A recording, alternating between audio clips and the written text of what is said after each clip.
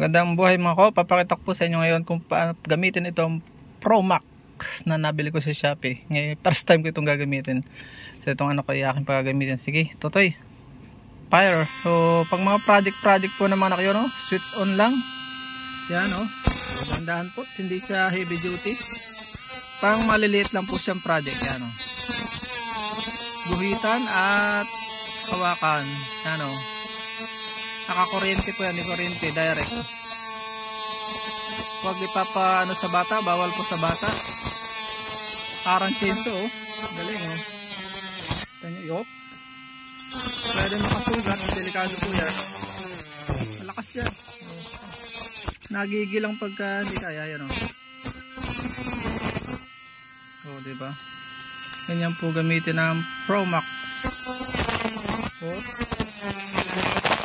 Oh, talsik. Ayos. Oh, kamay mo uloy. Ingati. Tandaan lang. Oh. Parang siksikan. May mga reserva po yung pyesa. Tatas po pang ginagana yan, oh. Oh. Ito, ganyan lang po kasimple mga kaw ang paggamit ng Pro Max. Bye-bye and God bless. Hanggang sa muli nating informative videos.